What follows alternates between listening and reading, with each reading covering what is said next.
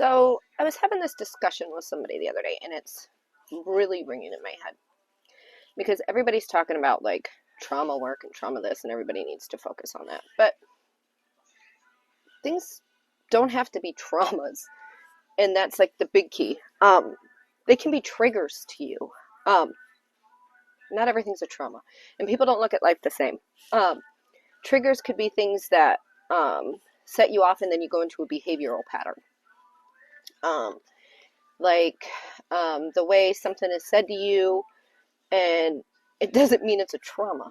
It just triggers something in you for you to react and then go down a pattern of a behavior. You shut off, you whatever, because of something that happened at some point because you don't like confrontation. Doesn't mean it's a trauma.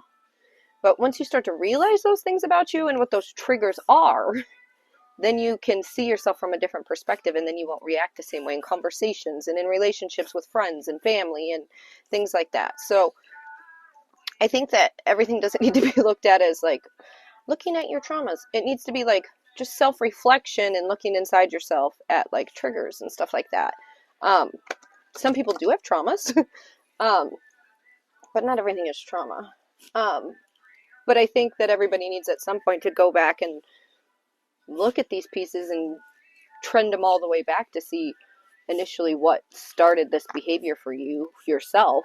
Because once you start to look to see what actually started that, then you can realize a lot about yourself and then change that behavior when you start to see it happen again and not shut off in every situation.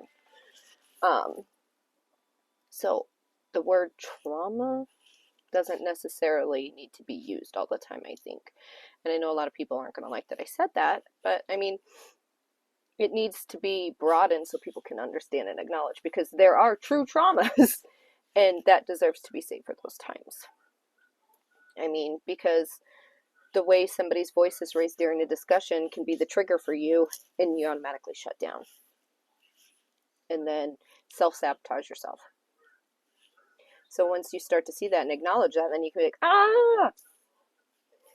I appreciate it, as if we get to this point in time, I just throw my hand up and say, I need 5 minutes so everything can come back down. It can save a lot of stuff for you in your life. But it doesn't mean it's a trauma for you in your life. But I know for me personally, when I've been able to look back at things, it's helped me a lot now to see my own triggers when things go certain ways, and I see now what sets me off and make the changes in the patterns so you don't keep living that same loop all the time, because that gets old. Food for thought.